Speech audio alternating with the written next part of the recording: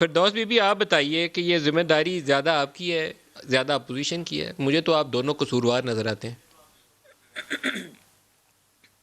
बिस्मिल्लाहिर्रहमानिर्रहीम। सबसे पहले तो नदीम साहब, आपने इस अहम कौमी इशू पे बात की है और यकीनन ये आपका वैलिड कंसर्न है और तमाम पाकिस्तानियों के जानो माल की तहफ़्फ़ुज़ की ज़िम्मेदारी हुकूमत वक्त की होती है और हम अपनी ज़िम्मेदारी से आगाह हैं।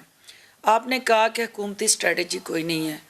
पहली दफ़ा पाकिस्तान की तारीख़ में हुआ कि कोई क्राइसिस आया तो उस क्राइसिस को निपटने के लिए एक जॉइंट स्ट्रेटजी बनी और वो NCOC के तहत एक सिविल मिलिट्री लीडरशिप बैठी और चारों सूबों के वज़राए आला प्राइम मिनिस्टर साहब की ज़ेर क़यादत including army chief and all other supportive institutions, उन्होंने सर जोड़ के बैठ के एक नेशनल प्लान ऑफ एक्शन वाज़ा किया।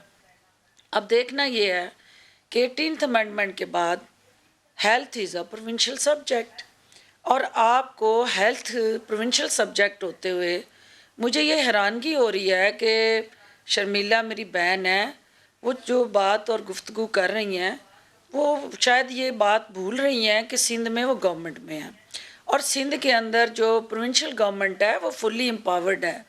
हेल्थ उसका एक 18th अमेंडमेंट के बाद एक सेल्फ डिसीजंस और आपका गवर्नेंस, आपका सर्विस डिलीवरी, सब आप इंडिपेंडेंट है।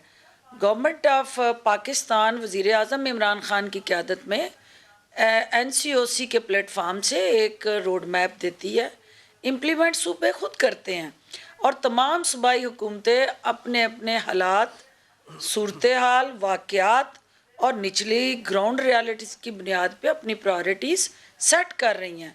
उसके अंदर आपने देखा कि जब आपने शुरू में प्राइम मिनिस्टर का NCOC के अंदर जो नुक्ता नज़र था, आपने उससे इख्तलाफ किया, आप लोगों ने इंडिपेंडेंट उस पर अपना प्लान ऑफ एक्शन दिया और ये आपका हक है।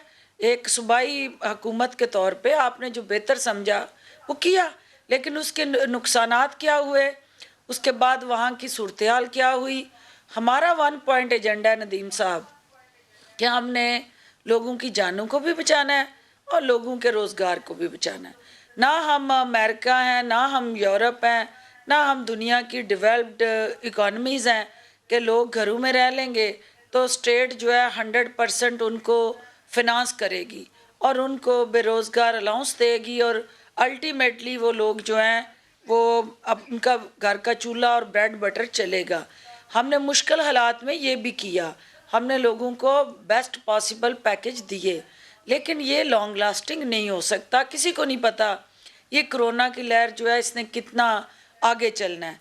इसके अंदर सिर्फ एक ही हल है और उसी में सबका बचाव है कि एक जॉइंट मैकेनिज़्म, एक joint strategy as a nation बनाई जाए, ग्रुपिंग में नहीं, सियासत वो में बैठ बनाएगा के कौन नहीं, फिरदौस बीबी? अपने सियासी जॉइंट मफादात स्ट्रेटजी के की लिए तो नहीं। ज़रूरत है जो बन नहीं लेकिन रही वो नेशनल पाकिस्तान में 6 स्ट्रेटजी माह क्या से। है वज़ीर आज़म बुलाएं इन अपोजिशन के लोगों नदीम को, भाई? एक आपकी joint national parliamentary strategy, meeting करिए और उसके अंदर आप एक फैसला करके उठिए। तब तक उठिए नहीं जब तक फैसला ना हो।